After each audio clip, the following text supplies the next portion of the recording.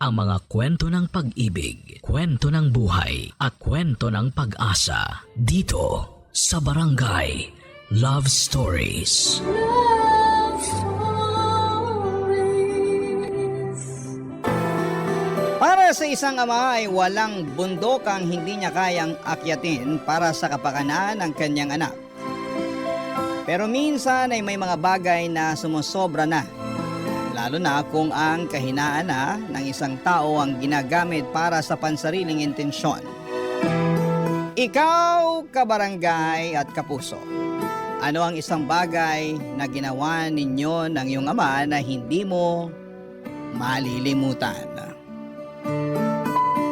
Dear Papa Dudut, magandang araw po sa inyo, Papa Dudut. Lester na lamang po ang itawag ninyo sa akin. 37 years old na ako at isa akong collection agent o taga-kolekta ng bayad o utang ng mga kliyente namin sa isang kumpanya. Wala po ako sa isang lower middle class na pamilya. May 3 akong kapatid, nanay na ihaw vendor at tatay na nagpapasada ng jeep. Hindi ko alam kung paano na magic ng mga magulang ko ang buhay namin noon, pero napagtapos naman nila kaming magkakapatid kahit papaano. Nagtapos ako sa kursong tourism pero nahirapan akong makahanap ng trabaho dahil sa oversupply ng tourism graduates noong kapanahunan ko. Ilang taon din akong nabakante pagkatapos kong graduate hanggang sa naisipan kong maghanap na lamang ng ibang trabaho. Nakapasok ako bilang collection agent sa isang financing company kung saan ay nagpapahulugan sila ng mga appliances at nagpapaloan ng cash. Hindi ganong klase ng buhay ang inaasahan kong mararating ko, Papa Dudut. Matayog kasi ang mga pangarap ko noong bata pa lamang ako. Kaya ako nga po sinikap na makapagtapos dahil gusto kong magkaroon ng mas maayos na buhay sa pagtanda ko. Kaso nga lang ay hindi umayon sa akin ang kapalaran. Alam niyo po, noong nag-aaral pa lamang ako ay hindi naman sa pagbubuhat ng sariling bangko pero maganda ang status ko noon sa eskwelahan. Hindi ako academic achiever pero isa ako sa mga active sa school pagdating sa mga extracurricular activities. Varsity player ako sa eskwelahan namin noon at isa rin ako sa mga suki sa mga pageant. May tinatago rin naman kasi akong itsura kahit na papaano. Sa katunayan, Papa Dudut, ang turing nga sa akin noon ay campus crush. Yun ang dahilan kung bakit nabihag ko ang mailap na puso ng naging girlfriend ko na si Rina noong nasa college pa lamang kami.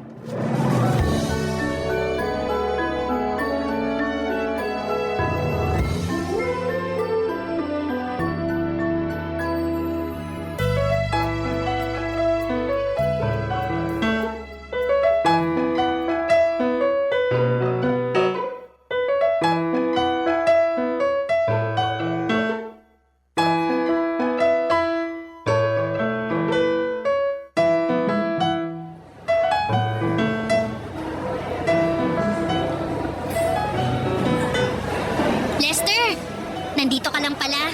Kanina pa kita hinahanap. Nag-message ako sa'yo, sabi ko nasa cafeteria ako. Kakatapos lang ng klase ko eh. Nag-reply ka ba? Hindi ko nabasa lobat ako. Kararating mo lang dito sa school?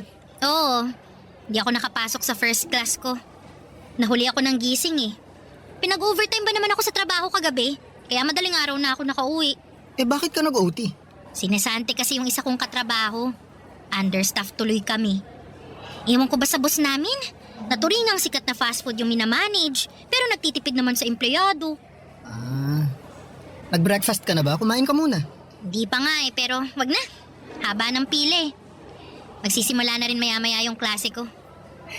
Heto, kainin mo na lang tong extra rice ko. Hati na lang tayo dito sa ulam. Ayan, mas mabuti pa. Kanina pa kumakalam yung sikmura ko Nga pala, nadala mo ba yung hiniram ko sa'yo? Oo. Heto, 2,000. Salamat! Promise, ibabalik ko rin to next week kapag may sahod na ako. Saan mo ba gagamitin yan? Pambayad ko ng renta sa boarding house. Ilang araw na akong kinukulit ng landlady namin Nakakairita. Hirap talaga sa buhay kapag walang-wala ka, no? Di bale, bayaran mo na lang yan kapag may extra ka na. Gamitin mo na lang muna yung sahod mo next week sa mga kailangan mo pambayaran. Salamat ah. Buti na lang, malawak yung pag-unawa mo.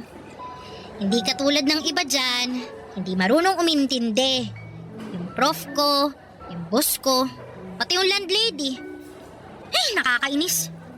Kapag ako talaga yumaman, nako, dead ma ako sa kanilang lahat. Kaya nga tayo nag-aaral ng mabuti para yumaman eh. Ay hindi. Ako mag-aasawa na lang ng afam para makaahon agad sa hirap. Kahit matandang mayaman pa yan, papatulan ko makalis lang ako sa impyernong buhay na to. Uy, teka. Sinasabi mo ba na hindi ako yung aasawahin mo? Bakit? Mayaman ka ba? Sabi ko naman sa'yo, gusto ko makapangasawa ng mayaman, di ba? Yung may sariling kotse, may swimming pool sa bakuran, de-air ko ng buong bahay. Kung ganun ka na, sige, aasawahin kita. Hayaan mo, magpapayaman ako para sa'yo. Yan! Ganyan dapat. Mag-effort ka para naman may rason kung bakit kita sinagot. Eh bakit mo nga pala ako sinagot? Hindi naman ako mayaman. Pogi ka eh. Okay na yun. At least may shota akong pogi. Ay, kakainin mo pa ba yung rice mo? Ako nauubos. Sige, sa'yo na to. Salamat! Akin na rin tong soft drinks mo ah. Aga-aga nagsusoft drinks ka. Sige lang, pakabusog ka. Alam kong pagod ka sa trabaho. Alam mo, nakaka-proud ka nga eh kasi nakakaya mong balansehin yung pag-aaral tsaka pagiging working student mo. Ano nakaka-proud dun? Yung lagi akong pagod? Kulang-kulang ang tulog? Laging napapagalitan ng prof kasi late? Alam nakaka-proud dun, no? Hindi, ang ibig kong sabihin, nakaka-proud ka na kahit nakakapagod yung ginagawa mo, nagpupursige ka pa rin. Wala akong choice. Ipinanganak akong mahirap eh. Kung iniluwan lang sana akong mayaman, magbubuhay doon niya talaga ako. Pero dahil minalas ako sa buhay, ganito na lang muna ako sa ngayon. Pero balang araw talaga, sisiguraduhin ko na yayaman din ako. Tayo. Yayaman din tayo. Ay, oo nga pala. Sorry. Tayo pala. Ano pala ang balak mo mamaya? Gusto mo bang kumain muna tayo sa labas? Gastos na naman. Kakautang ko nga lang sa'yo ng pera eh. Hindi, libre ko naman eh. Aba, dami mo naman yatang pera ngayon. Papadudot gets ko si Rina. May mga pagkakataon din kasi noon na kapos din kami sa bahay kaya minsan ay wala kaming inuulam. Lalo na tuwing bayaran na ng kuryente, tubig at renta. Kaya naman sinanay ko na ang sarili ko na magtipid. Gusto ko rin kasi na matulungan ko si Rina kahit na sa maliit na bagay lamang katulad ng paglibre ko sa kanya ng pagkain. Kahit yun na lang muna ang maibigay kong suporta sa kanya. Malaki ang pamilya nila Rina, sa Bulacan sila nakatira. 7 silang magkakapatid at ang tanging kumakayod sa kanila ay ang tatay nilang construction worker. Hindi na makapagtrabaho ang nanay nito dahil nabaldado siya matapos ma-stroke. 4 lang sa kanilang magkakapatid ang nag-aaral. Sa katunayan ay hindi na dapat papasok pa si Rina ng college kung hindi lang niya ito ipinaglaban. Kaya siya nagwo-working student para matustusan niya ang sarili niya dahil siya na lamang ang nagpapaaral sa sarili niya noong time na yon. Mas matanda sa akin ang 2 taon si Rina, Papadudot. Ilang beses siyang natigil sa pag-aaral kaya pareho pa lamang kaming first year college nung nagkakilala kami. Naging magkaklase kami sa isang minor subject. Naalala ko pa unang araw noon ng klase noong nagkaroon agad kami ng surprise quiz. Late siyang dumating at walang dalang ballpen, walang dalang papel. Ako ang nag-provide noon sa kanya, Papadudot, dahil naaawa ako. Hanggang sa araw-araw na siyang tumatabi sa akin dahil ako na ang tagabigay sa kanya ng papel. Naging magkaibigan kami at kalaunan ay nagkaroon ng magandang ugnayan. Niligawan ko siya at bago natapos ang first semester ay naging kami, Papadudot.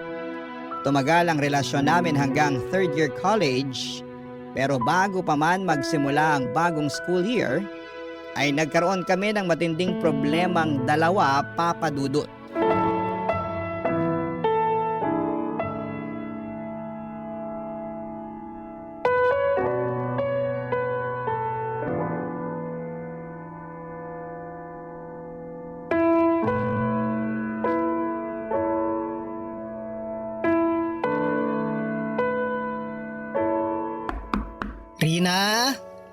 Tao po! Lester? Anong ginagawa mo rito? Halika nga, nasisiraan ka na ba ng ulo? Teka, saan mo ako dadalhin? Dito tayo sa tabi, baka makita ka ng tatay ko. Anong ginagawa mo rito? Hindi ka nagre-reply sa mga text ko eh. Di ka rin sumasagot sa tawag. Nag-aalala kasi ako sa'yo. Ang OA mo naman? Di lang nakapag-reply, pupuntahan mo na ako agad dito sa Bulacan? Enrollment na kasi. Gusto ko sana nasabay na lang tayong mag-enroll. Mauna ka nang mag-enroll. Hindi pa ako makakaluwas ngayon. Eh bakit naman?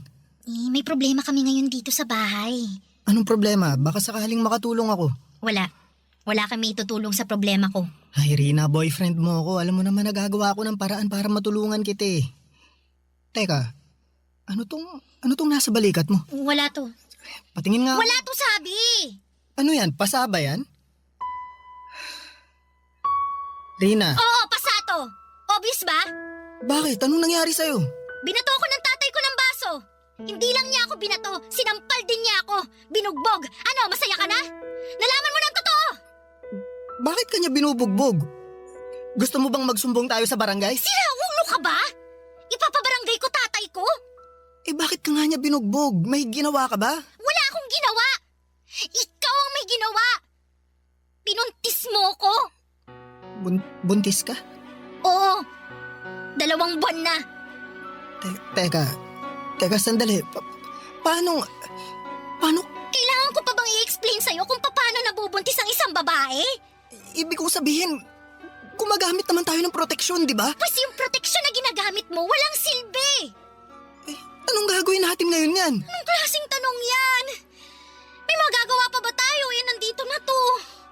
Teka, anong sinabi ng tatay mo nung nalaman niya ang totoo? Pinagtigil niya ako sa pag-aaral. Pagkatapos kong ipanganak to, maghahanap ako ng trabaho para may pambuhay ako sa batang to. Hindi mo natatapusin pag-aaral mo? Lester, ipinaglaban ko na tong pag-aaral ko sa tatay ko tapos ngayon, buntis ako. Ano pang laban ko kung sinira ko na yung tiwala niya? Hindi niya na ako papayagang mag-aaral pagkatapos nito. Pero, Rina, sayang naman yung nasimulan mo. Sino naman mag-aalaga ng bata pagkapanganak ko? Mga kapatid ko na walang silbi. Nanay ko na baldado. O yung tatay ko na busy sa pagkayod. Huwag kang mag-alala, papanindigan ko naman yung bata eh. Aba dapat lang. Sino ba nagsabing hindi? Ikaw ang may kasalanan ng lahat ng to kaya wag mo akong takasan. Alam ko na, gusto mo bang kausapin ko na lang tatay mo? Para saan pa? Gusto mo rin ba makatikim ng bugbog? Baka mamaya pagsabayin pa tayo eh.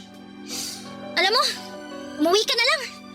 Tsaka na lang natin to pag-usapan kapag kalmado ng lahat. Eh paano ka? Nag-aalala ako para sa'yo eh. Kaya ko ng sarili ko. Masasaktan ako ng tatay ko pero hindi niya ako magagawang patayin. Kaya huwag ka mag-alala. Balitaan mo ako ah. Tawagan mo ako agad kapag nagka-problema ka. Problemahin mo muna kung paano mo sasabihin sa magulang mo na nabuntis mo yung syota mo. Tsaka natin pag-usapan ulit kung anong mangyayari. Sige, tatawagan kita mamaya pagka uwi ko. Rina, alagaan mo sarili mo ha. Oo na. Umalis ka na. Lalabas na maya-maya si tatay para magtrabaho. Baka makita ka pa niya. Naku, iinit na naman ulo nun. Sige. Ay, sandali lang. Bakit? Ano yun? May kailangan ka pa? May extra ka ba dyan? Pahiram naman ako kahit 100 lang oh. Magpapaload lang ako para may pang-text ako sa'yo. Di kita nare-replyan kasi wala akong load eh. Sandali. Oh, ito. Ayun, salamat. Aalis na ako. Oh, sige, mag-ingat ka. Ikaw rin. Papa Dudut, hindi naging maganda ang pagtanggap ng mga magulang namin sa balitang nagkaroon na kami ng anak ni Rina. Pero kahit na ganoon ay wala naman silang magagawa dahil nandun na ang bata. Para makatulong sa mga gastos ni Rina ay nagtrabaho ako sa gasolinahan. Pinagsabay ko ang pag-aaral at trabaho para matustusan ko ang pangangailangan ng baby namin. Nakakahiya rin namang humingi ng pera sa mga magulang ko dahil sila na ang gumagastos sa pag-aaral ko kaya minabuti kong ako na lamang ang mag-provide para sa sarili kong pamilya. Habang lumalaki ang tiyan ni Rina ay lumalaki din ang gastos na kailangan nito. Mula sa mga maternity dress, vitamins, pati ang buwan ng check-up ni Rina, ako ang nagbibigay. Hindi ko alam pero napakaraming demands ni Rina ng mga panahong yon. Pero wala akong karapatang magreklamo dahil pareho naming pinasok ang problemang yon. Papa Dudut, mabilis na dumaan ang 7 pang buwan at matagumpay na naipanganak ni Rina ang baby namin. Isa itong batang babae na pinangalanan naming Sofia. Noong nahagkan ko na ang anak ko, Papa Dudut, ay para bang nawalang lahat ng pagod at problemang pinapasan ko. Para akong nabuhusan ng kaligayahan noong nakita ko kung gaano kaliit at ka-cute ang anak namin. Noong araw na yon ay sunod-sunod na pangarap ang nabuo sa isipan ko para sa pamilya ko. Pero Papa Dudut, hindi pala ganon kadali ang mangarap. Lalo na kapag hindi nakaayon sa iyo ang kapalaran. Dahil sa mga sumunod na taon, sa halip na ginhawa ay puro problema ang mga naranasan naming dalawa ni Rina. Barangay Love Stories. Barangay Love Stories. Noong natapos ko ang pag-aaral ko, pansamantala kaming tumira sa Bulacan ni Rina. Yon kasi ang gusto ng tatay nito dahil baldado na ang nanay niya ay yun na lamang ang tanging paraan para makapiling nito ang apo niya. Maliit lang ang bahay nila Rina, Papa Dudut. Sa maliit na bahay na yon ay doon sila nagsisiksikang magkakapatid. Mabuti na lamang at may isang kwarto doon na pwede naming gamitin ni Rina para kahit papaano ay may privacy kaming dalawa.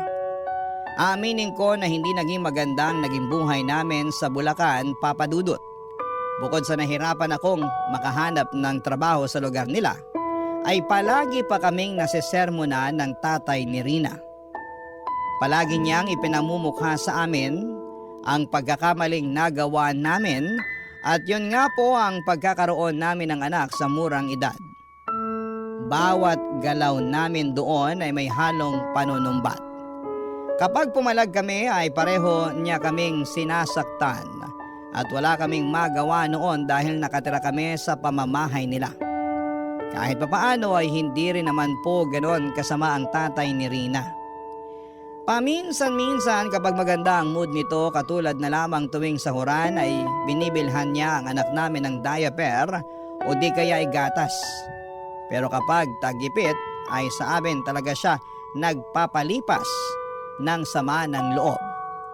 Habang wala pang nahahanap na maayos na mapagkakakitaan ay sumasama ako noon sa trabaho ng tatay ni Rina para umextra sa construction, samantalang si Rina naman ay nagbabahay-bahay para magtinda ng ukay. Doon kami kumukuha ng panggastos namin para kay baby. Kasabay ng paglaki ng anak namin ay mas lalo pa naming naramdaman ang kahirapan ng buhay, Papa Dudut.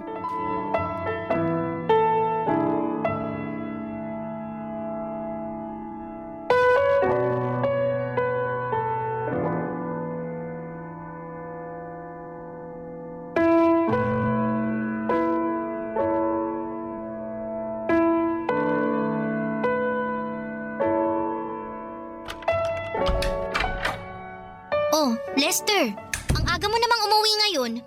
Nasaan si tatay? Nandun pa siya sa construction. Pinauwi na ako ng foreman namin, masama pakiramdam ko eh. Bakit? May sakit ka?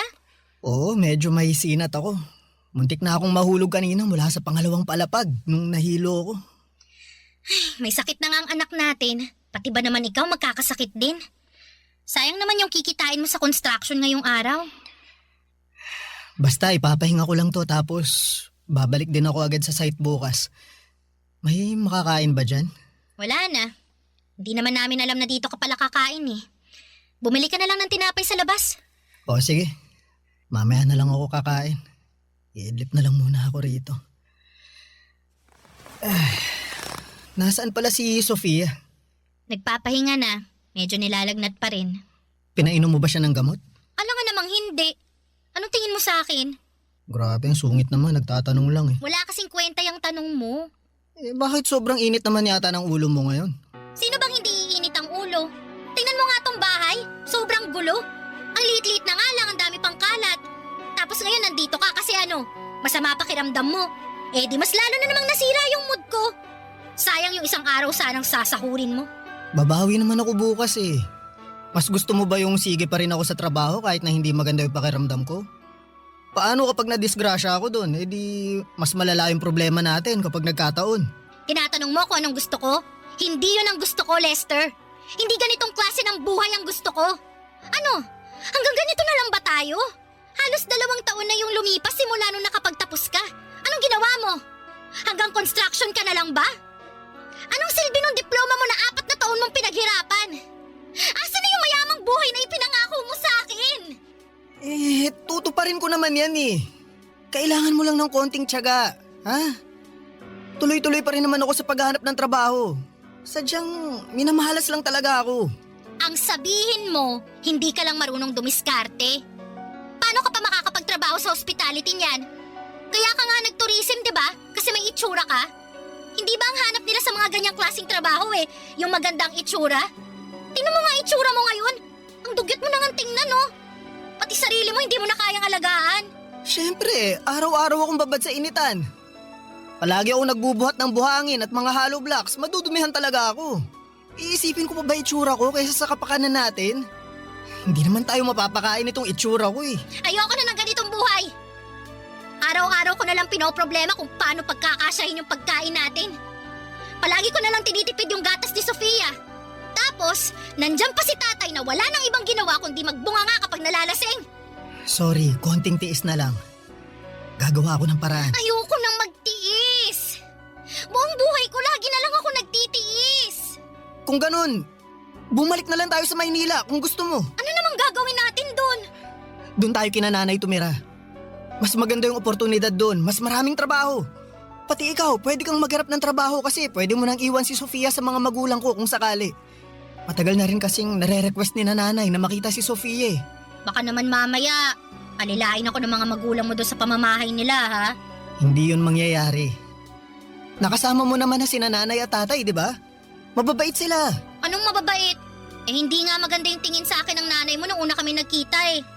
Ano ka ba? Mas gusto nga ni nanay na doon na lang tayo sa kanila tumira eh. Paano kung hindi pumayag si tatay? Matatanda na tayo. Kaya naman na siguro nating magdesisyon para sa sarili natin. Sige, kakausapin ko si tatay. At kung ayaw man niya, aalis pa rin tayo. Wala na siyang magagawa sa magiging desisyon natin. Basta, siguraduhin mo lang na pagkaalis natin dito, magiging maayos na yung buhay natin, ha? Oo, pangako.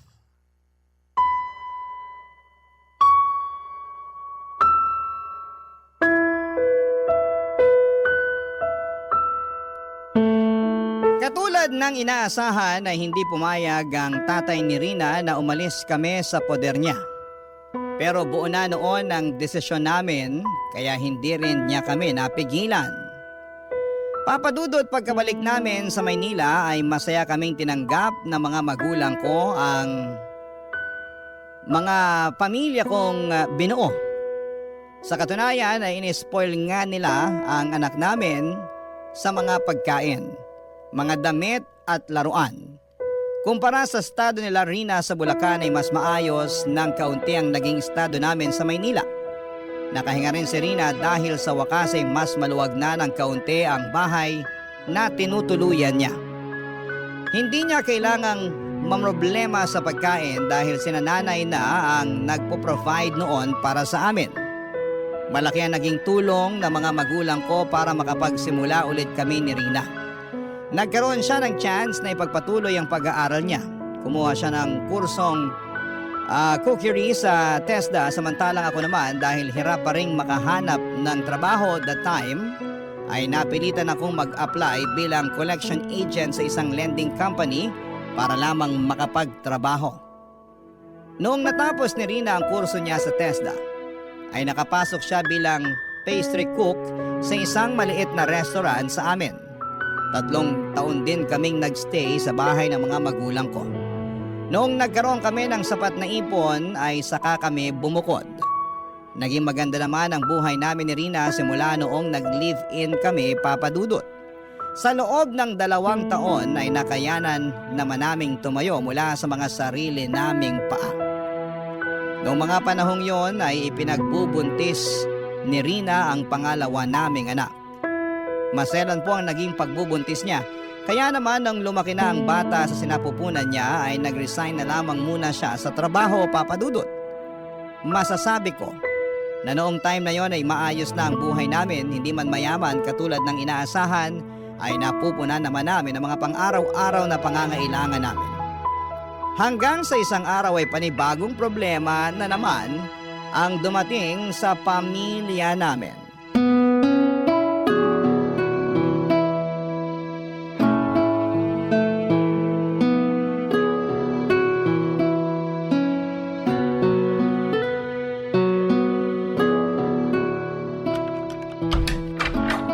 O Rina, nakauwi na pala kayo. Kumusta yung check-up ni Sofia sa ospital? May sakit si Sofia. Ha? Anong sakit niya? Meron daw siyang sakit sa puso. Ano yun? May problema siya sa puso? May butas daw sa puso niya. Hindi ko alam kung saang parte yung tinutukoy ng doktor eh. Hindi ko na napakinggan yung ibang sinabi niya. Umiikot na yung mundo ko kanina nung nalaman kong may problema ang puso ng anak ko. Basta, ang sabi, naghahalo daw yung oxygen tsaka kung ano man. Basta ganun. Anong ganun? Hindi mo man lang ba klinaro sa doktor kung anong sakit ng anak natin? Paano ko ikaklaro eh, umiiyak na nga ako. Katatapos ko lang manganak, Lester. Hindi ko na alam kung anong pinaggagawa ko dun. Kung bakit kasi ako pa yung inutusan mong magpa-check up eh. Mas inuna mo pa yung trabaho mo kaysa sa anak mo. Sabihin mo sa akin kung sinong doktor ang tumingin sa kanya. Babalik ako dun bukas. Basta may butas yung puso ng anak natin, yun ang klaro. Kaya pala lagi siyang hinihingal at madaling mapagod kapag naglalaro. Pero bakit ngayon lang nila nalamang may butas pala yung puso ni Sofia? Bakit hindi nila na-detect yun nung baby pa lang siya? Ewan ko. Hindi naman tayo madalas magpa-check up noon eh. O baka bobo lang talaga yung doktor na tumingin sa kanya dati, ewan ko. Ano raw gagawin? Paano natin maaayos yung sakit niya? Kailangan daw niya magpa-opera sa lalong madaling panahon. Di pa-opera natin siya bago pa lumala yung sakit niya. Naririnig mo ba yung sinasabi mo? Saan tayo kukuha ng pampa-opera? Alam mo ba kung gaano kamahal ang open heart surgery? Open heart surgery? Oo! Hindi mo alam kung ano yon? I-search mo na lang online. Sawa na akong mag-explain sa'yo. Dami mong tanong. Basta ang kailangan natin ngayon, maipa-opera si Sofia dahil may butas sa puso niya. Ang problema, wala tayong pera. Saan tayo huhugot ng pampa-opera niyan?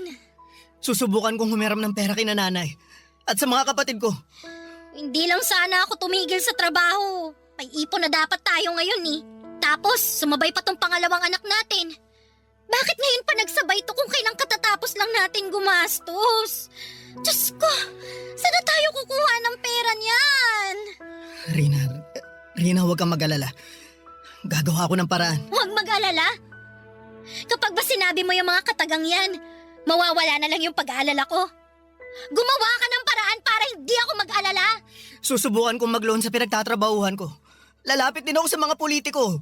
Baka sakaling may maibigay silang kunting tulong sa atin. Makakabuo ka ba ng kalahating milyon?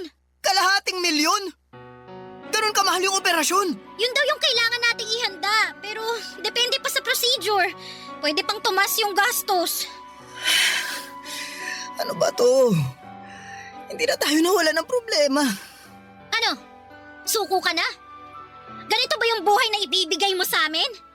Kailan ko matitikman yung yaman na ipinangako mo sa akin noon? Gagawa ako ng paraan. Magtiwala ka lang sa akin. Ay naku, lagi na lang ganyan! Lahat naman ginagawa ko para sa atin eh. Hindi naman ako nagkukulang. Hindi ka nga nagkulang! Hindi ka rin naman sumapat! Ay, ang malas naman ang buhay na to! Ipinanganak ka na nga mahirap. Kung kailan pangat na, tsaka hihilahin ulit sa kahirapan. Ano bang kasalanan ko? Bakit kailangan ko mamuhay ng ganito? Wala ka namang ginawang mali eh. Malalampasan din natin to. Basta magtiwala ka lang. Pagod na akong magtiwala. Ayoko na umasa. Baka alis na nga. Rina, saan ka pupunta? Magpapahangin lang sa labas. Kailangan kong huminga. Ikaw na munang bahala dyan. Kung saan-saan ako lumapit para makahingi ng tulong, Papa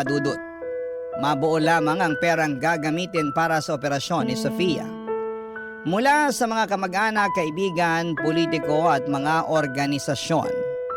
Lahat sila ay nilapitan ko na. Mapalad ako dahil nag-abot naman sila ng tulong kahit papaano. Nakapagbenta na rin ako ng ilang gamit, lahat ng itinatago kong yaman ay nailabas ko na.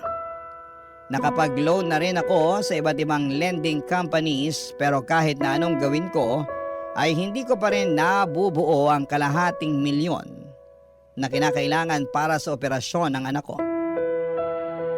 Halos mabaliw na ako noon sa kakaisip kung saan ako huhugot ng pera. Hindi ako makatulog sa gabi at hindi rin ako makapag-focus sa trabaho dahil sa mga pinagdadaanan naming problema. Araw-araw akong pinipressure ni Rina sa puntong wala na akong maisagot sa mga katanungan niya. Kung pwede lang sanang isang lako ang kaluluwa ko ay gagawin ko yon, Papa Dudut, para lamang sa anak ko. Pumasok na nga rin sa isipan ko noon ang mang-hold up ng bangko. Pero naisip ko na kapag ginawa ko yon ay baka mas lalo lamang akong karmahin sa gagawin ko. Ayoko rin naman na manggagaling sa nakaw ang pagpapagamot ko sa anak ko. Nung wala nang mahintay pa si Rina, Papa Dudut, siya na mismo ang gumawa ng paraan para masolusyonan ang problema namin. Pero Papa Dudut, hindi ako makapaniwala sa naisip nitong remedyo para lamang mabuo ang perang kinakailangan namin noon para sa anak namin. Barangay Love Stories. Barangay Love Stories. Sa buong buhay namin ni Rina bilang magpartner ay lagi ako ang gumagawa ng paraan para ma-resolve ang mga dumarating na problema sa buhay namin. Nasanay ako na ako lagi ang humaharap at nagbibigay sa mga pangangailangan namin dahil alam ko sa sarili ko na yon ang trabaho ko. Ayoko kasing isipin ni Rina na wala akong kwentang ama sa mga anak namin. Pinangakuan ko siya ng magandang buhay kaya kahit na anong mangyari ay gagawin ko ang lahat para maibigay ang pangakong yon. Pero sa pagkakataong yon ay medyo sumobra na si Rina sa ginawa niya. Isang araw pagka-uwi ko galing sa trabaho ay nagulat ako nang pakitaan ako ni Rina ng 100,000 piso. Noong tanungin ko siya kung saan niya ito nakuha ay wala siyang binanggit tungkol sa pinanggalingan nito. Basta ang sinabi niya ay down payment lamang daw yon nang hiniram niyang pera mula sa isang tao. Nang oras ding yon ay inutusan niya akong magbihis. Ang sabi niya ay kailangan ko raw magsuot ng magandang damit dahil may nahanap siyang racket para sa akin. Wala siyang binanggit kung ano ito basta ang sabi niya ay kailangan ko raw puntahan ang isang address para makuha ko ng buo ang perang hiniram niya. Nakaramdam ako ng pag-asa noong sa wakas ay nalaman kong mabubuo na namin ang pampaopera para sa anak namin. Kaya kahit walang kasiguraduhan kung saan ako pupunta ay agad akong nagbihis at nagpunta sa address na tinutukoy ni Rina. Sa isang sikat na condominium building ako dinala ng address na ibinigay ni Rina. Noong nagpakilala ko sa lobby ng naturang lugar ay agad nila akong pinapasok sa kwarto ng isang boy. Kabado man sa racket na nahanap ni Rina ay matapang kong hinarap ang taong tinutukoy niya, Papa Dudut.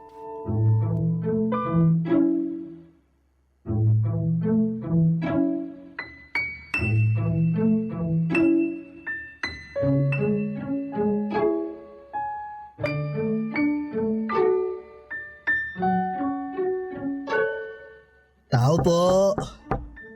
Sandali lang. Yes? Magandang gabi po. Ikaw po ba si Boy? Ako nga. Ikaw si Lester, yung pinadala ni Rina? Ako nga po. May trabaho raw po kayo para sa akin? In fairness, gwapo ka nga katulad ng sinabi niya. Po? Wala. Halika, pumasok ka na. Sige po. Salamat po. Kumain ka na ba? Gusto mo bang kumain na muna? Hindi pa po pero salamat na lang po, hindi pa po ako gutom. O sige, mag-shower ka na muna. Shower po? Oo, ayoko kasi ng amoy pawis. Mas maganda kapag fresh ka. Katatapos ko lang naman pong maligo bago ako nagpunta rito. Huwag po kayong mag-alala, hindi po ako amoy pawis.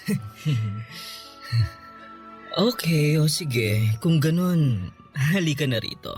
Lumapit ka sa akin. Po? Bakit po? Sabi ng asawa mo, maganda raw yung pangangatawan mo eh. Gusto ko lang i-check. Teka, sandali lang po. Oh, bakit? Bakit niyo po inaalis tong t-shirt ko? Sandali nga lang. Ikaw ba talaga si Lester? Oo, ako nga po. Eh bakit parang wala kang malay sa ginagawa mo? Alam mo ba talaga kung anong dahilan kung bakit ka nandito? Hindi niya po nilinaw eh. Basta ang sabi may trabaho raw kayong ibibigay sa akin. Oo. At ito na nga yun. Ano po yung kinalaman ng katawan ko sa trabaho na ipapagawa ninyo? Ay my gosh! Ang slow mo naman, iho! Magtanggal ka na lang ng suot mo at humiga sa kama. Yun lang ang gagawin mo, ako nang bahala sa'yo. Kalango, baka hindi lang po tayo nagkakaunawaan. Hindi po ako ganun tao. Hindi po ako nagpapagamit ng katawan. Yun ang sabi sa akin ni Rina eh. Ano ba to? Scammer ba kayo? Kung hindi mo gagawin ang ipinagagawa ko sa'yo, tatawag ako ng pulis. Teka, sandali lang po. Pulis agad. Hindi po kami scammer. Nakapagbigay na ako ng down sa inyo, no? Nagtiwala ako sa inyo dahil nirecommend kayo ng contact ko. Kaya kung hindi nyo ibibigay yung kapalit ng paunang bayad na binigay ko, ipapapulis ko kayo. Sandali lang ho Sandali lang ho, tatawagan ko lang po si Rina. May kakalaruhin lang ako sa kanya. Sinasayang nyo lang ang oras ko eh. Nagmamadali ako kaya mas mabuti pa ibalik nyo na lang yung pera ko. Hindi ka makakalabas dito hanggat hindi nyo na ibabalik yung pera binigay ko. Sandali lang po, mabilis lang po ito. Heto na po, heto na, tinatawagan ko na siya. Hello, Lester. Tapos ka na ba? Ang bilis naman yata. Hello, Rina. Anong tapos na? Alam mo ba kung anong gulo tong pinasok mo? Anong gulo? Bakit? Nanggulo ka ba dyan? Pinag-uubad ako ng bakla dito. Anong inaasahan mong gagawin ko? Aba malamang, di ibigay mo kung anong gusto niya. Ikaw yung kapalit ng perang hinihiram natin sa kanya. Kailangan niya ng boylet kaya ikaw yung binenta ko. Ano? Anong pinagsasasabi mo? Kailangan natin ng pera para sa anak natin, di ba? Kaya huwag ka na magreklamo dyan. Hindi ko kayang gawin yung pinapagawa niya sa akin. Dami mo namang arte. Gawin mo na lang kung ano yung gusto niya. Isipin mo ang anak natin. Hahayaan mo ba siyang mabuhay ng may butas yung puso? Pero... Wala nang pero. Huwag kang uuwi dito hanggat hindi mo nakukuha ng buo yung pera, ha? Hello? Rina? Rina! Ano? Tapos na ba kayo mag-usap, ha? Kasi magpapatawag na talaga ako ng security. Hindi, wag. Babayaran ko na lang yung perang hihiramin namin sa inyo. Please, sir. Kailangan talaga namin ng perang pampaopera sa anak namin eh. Hindi po talaga kami scammer. Please maniwala po kayo. Hindi ko kailangan ng pera, no? Marami na ako ng pera, my dear. Ang bayad na inaasahan ko, ikaw dahil ikaw ang inalok sa akin ni Rina. Ngayon, kung hindi ka papayag sa setup na ganon, ibalik nyo na lang yung pera dahil mukhang hindi naman pala kayo ganon kagipit katulad ng sinasabi ninyo. Total, ngayon lang naman to eh. Ay, hindi! Sinong nagsabing isang beses lang to, ha? Malaking halaga yung hiniram sa akin ni Rina. Ang bayad nun by installment. Kaya bawat Sabado sa susunod na 5 buwan, ha? Kailangan mo kong paligayahin. Sa pamamagitan lang nun kayo makakabayad sa akin. Ha? Ano? Magdesisyon ka na? bibigyan kita ng chance na umatras. Hindi. Hindi ako aatras. Gagawin ko to para sa anak ko. Yun naman pala eh. O sige, simulan mo nang mag-alis ng saplot. Matapos ng gabing yon, ay lumabas ako ng kondo na hiyang-hiya.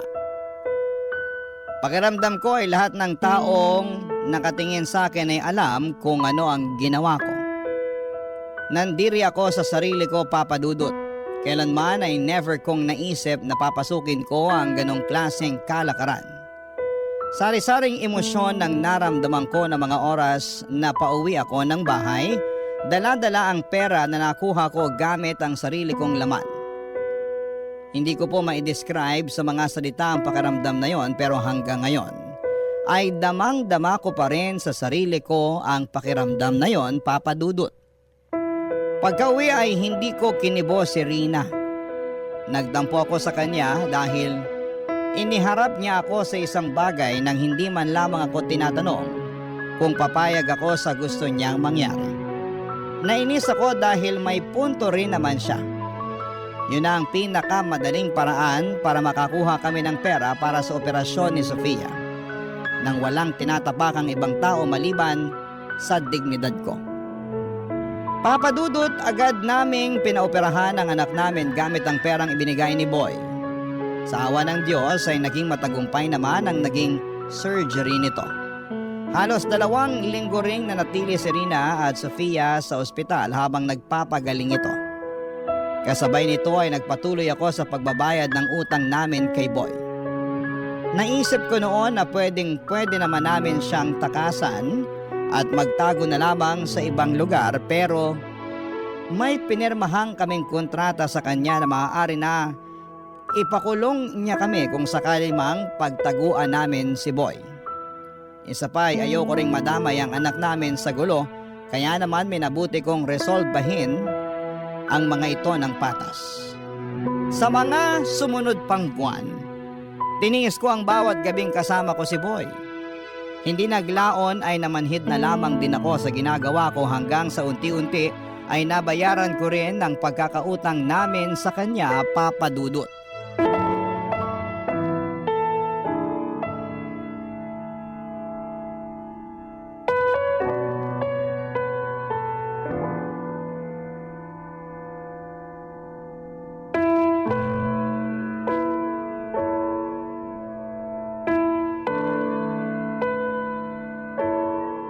Salamat po. Salamat din sa tulong. Hindi man ganitong klase ng tulong yung inaasahan ko, salamat pa rin dahil kung hindi dahil sa inyo, hindi namin mapapa-operahan yung anak ko. Hindi mo kailangan magpasalamat. Nangangailangan ka eh. Nangangailangan din ako. Nagtulungan lang tayo. Kumusta na pala yung anak mo? Maayos na po siya. Kailangan lang ng ilang follow-up check-up para masigurong walang komplikasyon yung operasyon niya. Mabuti naman kung ganun. Alam mo, gawin na nating huli to. Po, ano pong ibig niyong sabihin? Huwag ka nang bumalik next week. Okay na yun. Bayad na kayo ni Rina. Talaga po. Salamat, sir. Pero sigurado po ba kayo na wala na kayong hahabulin pagkatapos nito? Baka mamaya. Wala ka pa rin bang tiwala sa akin hanggang ngayon? Ilang gabi na tayong nagsama. Huwag kang mag-alala, hindi kita hahabulin. Kung gusto mo, magpapagawa pa ako ng kasulatan para ma-clear na yung utang nyo. Tsaka hindi naman ako ganong klaseng tao, no? Alam kong masama ang tingin mo sa akin kasi ginamit ko yung kahinaan mo, pero wala eh. Kailangan ko ring lumigaya. Wala naman na magtatangkang pumatol sa akin. Bukod sa matanda na ako, bakla pa ako. Sinong tao naman na magmamahal sa akin maliban sa pera ko, no? Alam mo, naiinggit nga ako kay Rina eh.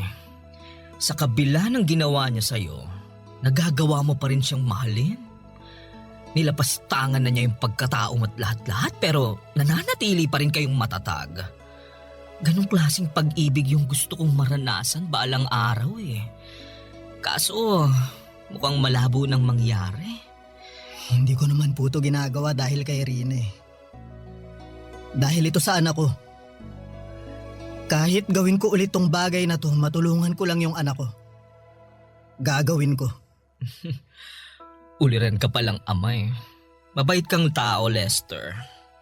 Sobrang bait mo to the point na okay lang sa'yo kahit ginagamit ka na ng ibang tao. Sayang lang kasi napunta ka sa katulad ni Rina. Deserve mong mahalin din katulad ng pagmamahal na ginagawa mo sa mga taong nakapaligid sa'yo.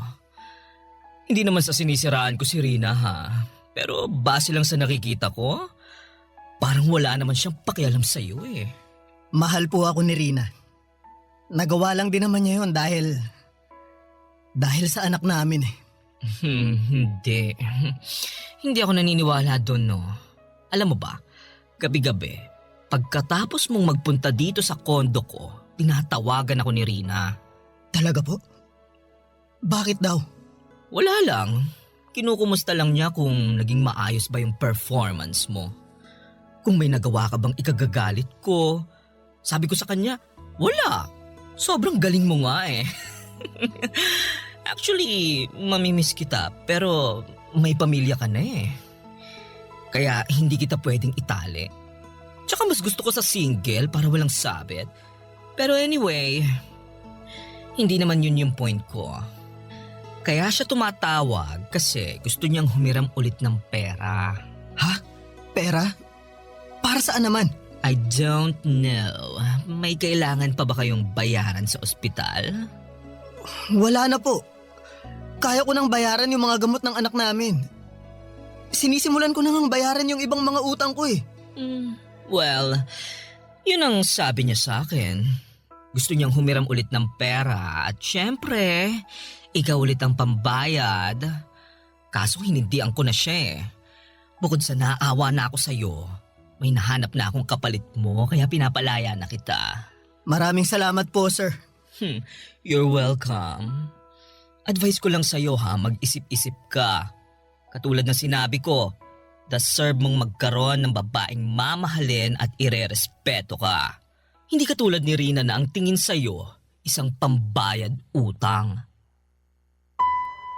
Papadudot, nagkaroon ako ng realization ng gabing yon. Pagka-uwi ay kinumpirma ko kay Rina kung totoo ba ang sinabi ni Boy na humihiram ulit siya ng pera sa kanya. Hindi tinanggi ni Rina ang katotohanan. Inamin niya sa akin na sawa na raw siyang maghirap at total ay may mapagkukuhanan na sila ng pera nang walang kahirap-hirap ay chance na raw namin yon para makaahon sa kahirapan. Sobrang dismayado ako sa kanya ng gabing yon at para bang bigla na lamang akong natauhan. Totoo nga ang mga sinasabi ni Boy, ginagamit lang din ako ni Rina at nagpapagamit naman ako dahil mahal ko siya. Unti-unti ay nawala rin ang pagkabulag ko kay Rina. Simula noon ay lagi ko nang nakikita ang mga hindi kagandahang ginagawa niya sa akin. Ang totoo niyan, gusto ko na nga sanang makipaghiwalay sa kanya noong mga panahong yon. Pero iniisip ko rin kasi ang kapakanan ng mga anak ko. Papadudot, tiniis ko ang lahat ng yon sa ngalan ng pamilya namin. Para sa aming mga anak. Pero sa aming dalawa ay si Rina na po ang may ganang bumitaw. Naganap siya ng ibang tao na magagamit niya ulit. Noong nakakilala po siya ng AFAM ay dali-dali siyang sumama dito at walang pag-aalinlangan na iniwan niya kaming mag-ama. Ang totoo niyan, Papadudot, ay nakahinga ako noong iniwan kami ni Rina. Hindi man maganda para sa mga bata na nawalan ng ina sa murang edad.